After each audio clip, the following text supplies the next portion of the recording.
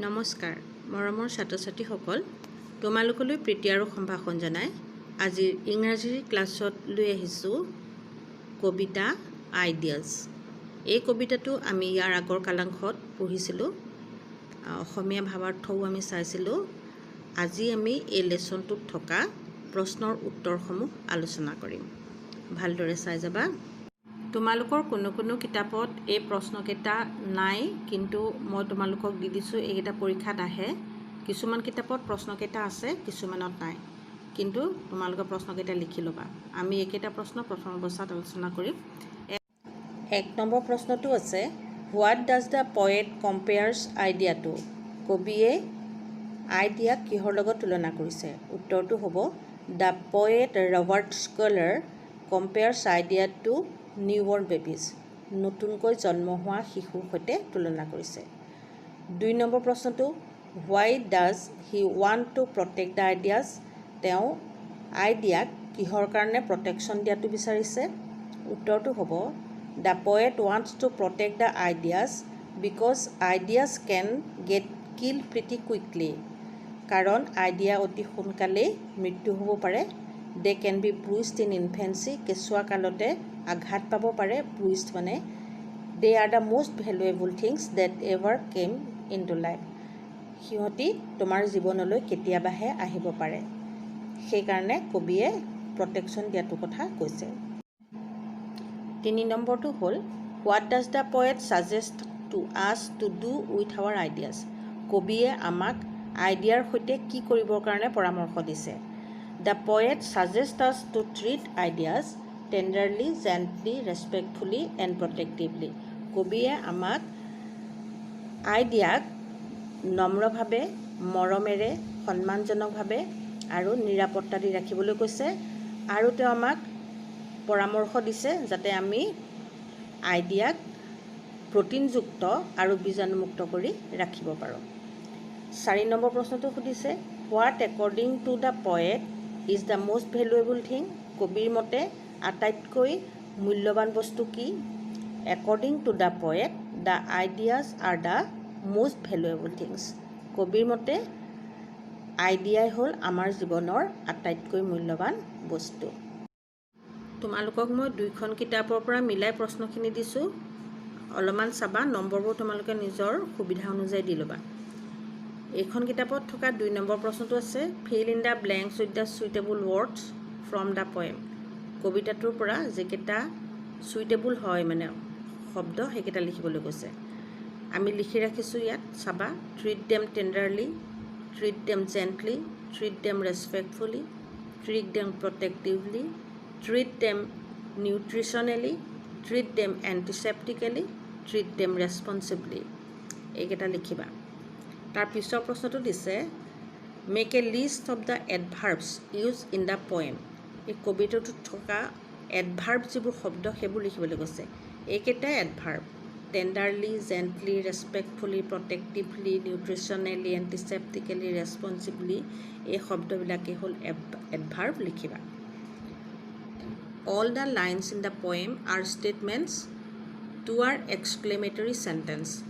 আমাৰ এই গোটেই লাইনবিলাকে, পয়েমৰ প্ৰত্যেকটো লাইনে একোটা ষ্টেটমেণ্ট হয়, আৰু তোমাক এক্সক্লেমেটৰী চেণ্টেন্সকেইটা লিখিবলৈ কৈছে।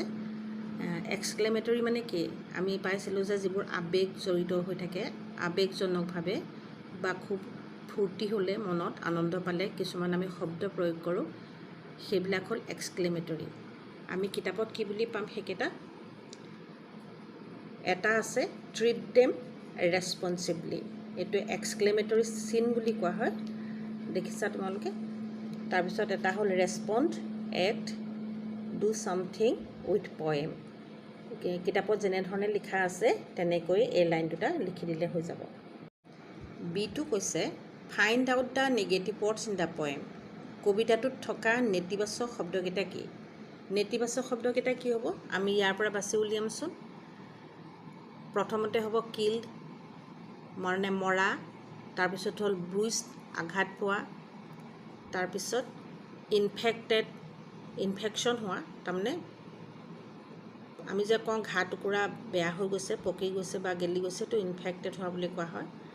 জাৰ্মছ মানে বীজাণু, এইকেইটা হ'ল আমাৰ নিগেটিভ ৱৰ্ড এই ৱৰ্ডকেইটা এনেদৰে লিখি দিবা এবাৰ ভালকৈ চাই ল'বা তাৰ পিছৰ প্ৰশ্নটো হ'ল what is the meaning of nutrition নিউট্ৰিশ্যনৰ অৰ্থটো কি তাৰ উত্তৰটো হ'ব the process of providing or obtaining the food necessary for health and growth মানুহৰ স্বাস্থ্য আৰু গ্ৰ'থৰ কাৰণে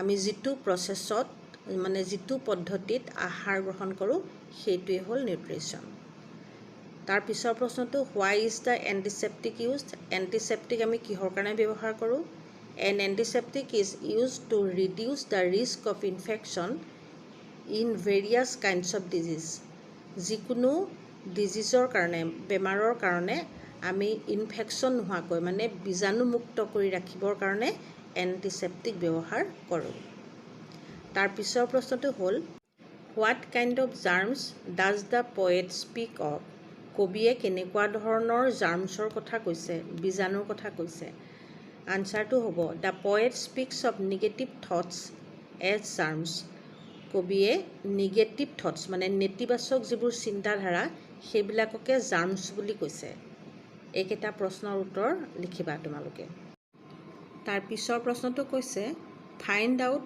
5 words which are used medically আমি মেডিকেলি মানে চিকিৎসা বিষয়ত ব্যৱহাৰ কৰা 5টা শব্দ লিখিবলৈ কৈছে সেইকেইটা আমি লিখিব পাৰোঁ ইয়াৰ পৰা আছে কি লিখিব পাৰোঁ নিউট্ৰিশ্যন NUTRITION ALLYটো নেলিখিবা নিউট্ৰিশ্যন এণ্টিছেপ্টিক ইনফেক্ট জাৰ্মছ আৰু তাৰ লগত আমি ইনজেক্ট লিখিব পাৰোঁ INJECT এইকেইটা লিখিবা মই বেলেগে লিখি দিয়া নাই তোমালোকে ভিডিঅ'টো ভালকৈ চালে লিখিব পাৰিবা তাৰ পিছৰ প্ৰশ্নটো কি লিখিছে give the noun form of the following words তলৰ শব্দকেইটাৰ নাউন ফৰ্মত লিখিবলৈ কৈছে বিশেষ্যবাচক শব্দ লিখিবলৈ কৈছে এটা আমাক উদাহৰণ হিচাপে দিছে ট্ৰিটমেণ্ট তাৰপিছত বাকীকেইটা আমি কি লিখিম feed act inject protection valuable ফিডৰ হ'ব food act action inject injection protection আৰু ভেলুৱেবল এইকেইটা তেনেদৰে হ'ব এইকেইটা লিখিবা তাৰ পিছৰ প্ৰশ্নটো আমাক কৈছে make a list of adverbs used in poem কবিতাটোত থকা এডভাৰ্বৰ শব্দবোৰ লিখিব লাগে এডভাৰ্ব কোনবিলাক যিবিলাক শব্দই ভাৰ্বক মডিফাই কৰে ভাৰ্বক স্পষ্টকৈ দেখুৱাই দিয়ে সেইবিলাকে হ'ল এডভাৰ্ব এতিয়া আমি কবিতাত চাওঁচোন কি কি আছে আমি লিখিব পাৰিম টেণ্ডাৰলি কুইকলি জেণ্টলি ইনফেন্সি ৰেছপেক্টফুলি প্ৰটেক্টিভলি নিউট্ৰিশ্যনেলি এণ্টিছেপ্টিকেলি ৰেছপন্সিভলি এই শব্দবিলাক আমি এডভাৰ্ব হিচাপে লিখিব পাৰিম তাৰ পিছৰ প্ৰশ্নটো তোমালোকক লিখিবলৈ দিছে write the opposite of the following adverbs তলত থকা এডভাৰ্বকেইটা তোমাৰ বিপৰীত শব্দ লিখিবলৈ কৈছে আৰু সেই বিপৰীত শব্দকেইটাৰে চেণ্টেন্স সাজিবলৈ কৈছে মই লিখি দিছোঁ বিপৰীত শব্দকেইটাৰে তোমালোকে নিজে চেণ্টেন্স সাজিবা carefully carelessly quickly slowly softly hardly naturally artificially regularly irregularly boldly cowardly এইকেইটা তোমালোকে লিখিবা আজিলৈ তোমালোকৰ সময় হৈ আহিল কবিতাটো সুন্দৰকৈ মুখস্থ কৰিছা চাগে সকলোৱে এই ছবিটো আঁকিবা ভাল লাগিব আঁকি মোক দেখুৱাবা মোৰ ব্যক্তিগত নম্বৰত তোমালোকে আঁকি পঠাই দিবা ঠিক আছে আজিলৈ ইমানতে সামৰণি মাৰিছোঁ নমস্কাৰ